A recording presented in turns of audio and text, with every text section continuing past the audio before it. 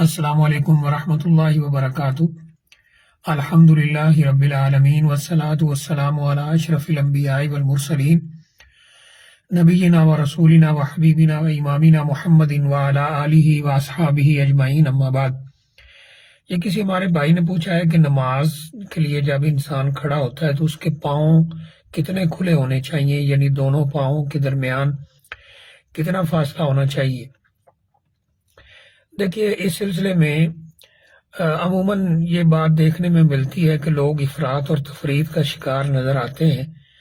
یعنی سب کی بات نہیں ہے لیکن بہت سے لوگ ایسے نظر آتے ہیں کہ وہ یا تو پاؤں حد سے زیادہ، یعنی جتنے پاؤں کھلے ہونے چاہیے نماز میں اس سے زیادہ کھلے ہوئے ہوتے ہیں، یا بالکل کلوز کر کے کھڑے ہوتے ہیں۔ یہ دونوں طریقے ہی صحیح نہیں ہیں۔ جو صحیح طریقہ ہے وہ یہ ہے کہ انسان چاہے اکیلا نماز پڑھ رہا ہو یا جماعت کے ساتھ نماز پڑھ رہا ہو، اس کو اب پاؤں جو ہیں اپنے کندھوں کے فاصلے کے مطابق کھولنے چاہیے، یعنی جتنا اس کے کندھوں کا فاصلہ ہے اسی حساب سے اسے پاؤں کھولنے چاہیے، اور پاؤں کا رخ اور انگلیوں کا رخ، پاؤں کی انگلیوں کا رخ بالکل سیدھا کعبہ کی طرف ہونا چاہیے، اور پاؤں بالکل سیدھے کعبہ کی طرف ہونے چاہیے۔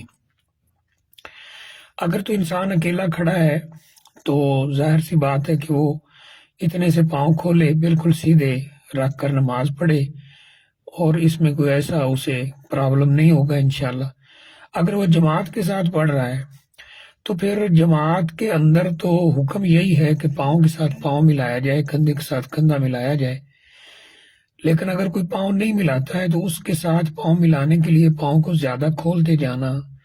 یہ بھی صحیح نہیں ہے، اور پاؤں بالکل کلوز کر کے کھڑے ہو جانا کہ صف کے درمیان وہ خلل آئے، یہ بھی صحیح نہیں ہے۔ اگر آپ پاؤں تھوڑے کھولتے ہیں تو کندھے تو مل جائیں گے لیکن پاؤں آپس میں نہیں ملیں گے، اور زیادہ کھولیں گے تو پاؤں مل جائیں گے اور کندھے نہیں ملیں گے۔ اس لیے طریقہ جو ہے وہ یہی ہے کہ جتنا آپ کے کندھوں کا فاصلہ ہے اتنے پاؤں کھولیں۔ اس لحاظ سے اگر آپ پاؤں کھول کر کھڑے ہوں جماعت کے اندر تو ہر ایک کا پاؤں اور کندھا ایک دوسرے کے ساتھ ملے گا، اور یہ سنت بھی ادا ہوگی اور صف بھی بالکل سیدھی ہو جائے گی۔ تو بہرحال نہ ہی تو نماز کے اندر پاؤں بہت زیادہ کھولنے چاہیے، حد سے زیادہ، یعنی حد سے زیادہ مراد یہ ہے کہ کندھوں سے زیادہ کھولیں، باہر کو نکلے ہوئے ہوں، یہ طریقہ بھی صحیح نہیں ہے، اور بالکل کلوز کر کے کھڑے ہوں، یہ طریقہ بھی صحیح نہیں ہے۔ یہ دونوں طریقے نماز کے اندر کھڑا ہونے کے لیے مناسب نہیں ہے، یعنی ان سے بچنا چاہیے۔ اپنے جو جسم ہے اس کے مطابق، کندھوں کے مطابق پاؤں کھولے تو یہی طریقہ صحیح ہے، اور اس سے صف بھی بالکل سیدھی رہے گی، اور آپس میں لوگ جو ہیں نمازی حضرات